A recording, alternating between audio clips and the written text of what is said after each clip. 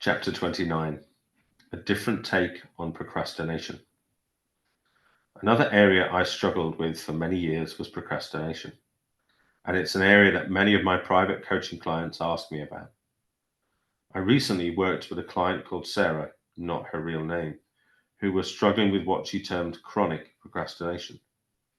No matter what she tried, she always seemed to have difficulty getting done what she set out to do. I shared with her my own story about how I changed my relationship to time management, but she was still not doing the things she knew would move her business forward. I could see she was an intelligent woman.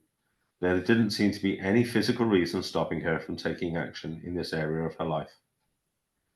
In fact, from the outside, it appeared that she had accomplished a fair amount in her career to date. She asked me to help her get some clarity on why she wasn't taking more action.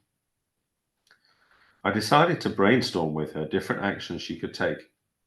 I find that when someone is stuck, throwing around new ideas can be a good way to spark something that hasn't occurred to them yet. Half an hour into the conversation, she mentioned in passing something that she said she'd love to do, which wasn't really related to the direction she wanted help in. However, she completely lit up when she spoke about this, and clearly wouldn't need help in taking action in this area. I slowed her down and got curious about this particular interest of hers. Our coaching conversation went in a different direction than the one we had started off in, but we let it happen. By the end of the call, Sarah was fired up about translating a book written in English into her native tongue. This wasn't at all on her radar at the start of the conversation, and it wasn't completely aligned to what she said she wanted originally. But the more we spoke about it, the more she lit up and the more possibilities she saw. It reminded me about my own procrastination around exercise. When I thought the only way forward was to hit the gym 3 times a week, I really struggled. I had tunnel vision. If I wanted to get in shape, the only way forward was to go to the gym 3 times a week. Then I read a book on health and exercise and realized there were actually lots of activities I could do to get in better shape, from walking to yoga. I also thought that I had to motivate myself to exercise with no outside help. Then my thinking changed. All of a sudden, my problems with procrastination disappeared. I now have a personal trainer and really enjoy working out. When we hold on to what we think is true, we can create a perfect problem for ourselves for which there is no solution. Then we wonder why we're stuck. Sometimes procrastination simply comes down to us thinking that doing a certain task is unpleasant, so we put it off. Sometimes procrastination appears because we really want to be doing something else and we're avoiding it for some reason.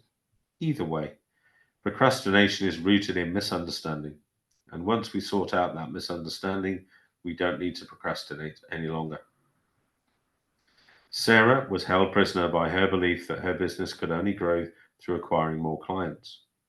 She was so convinced by this belief that she hadn't realized she could grow her business by doing whatever she loved: translations.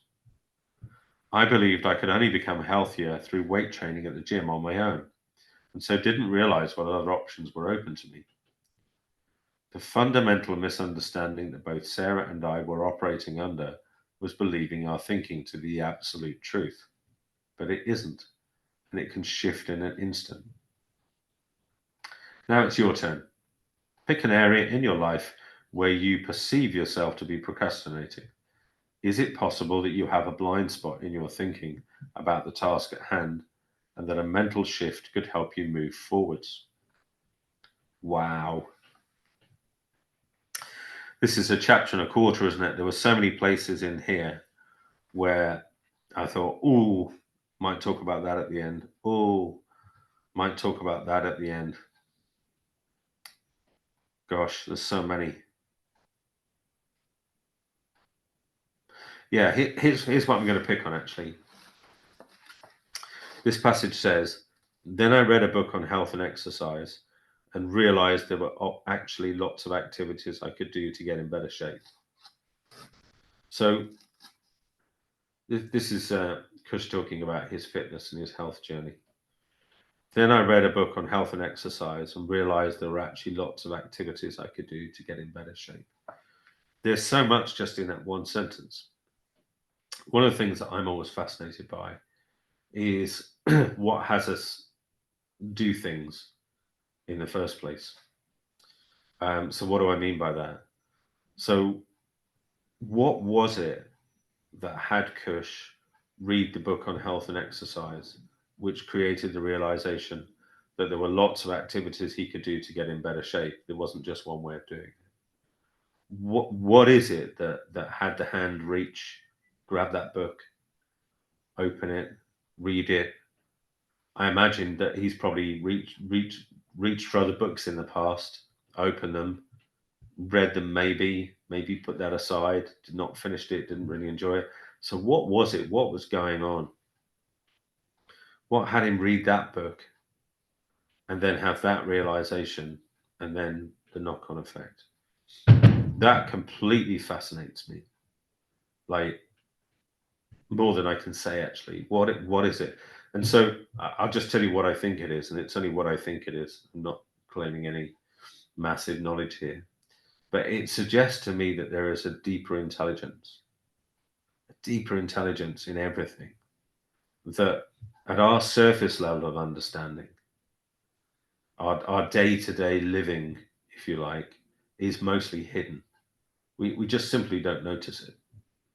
But it's always there.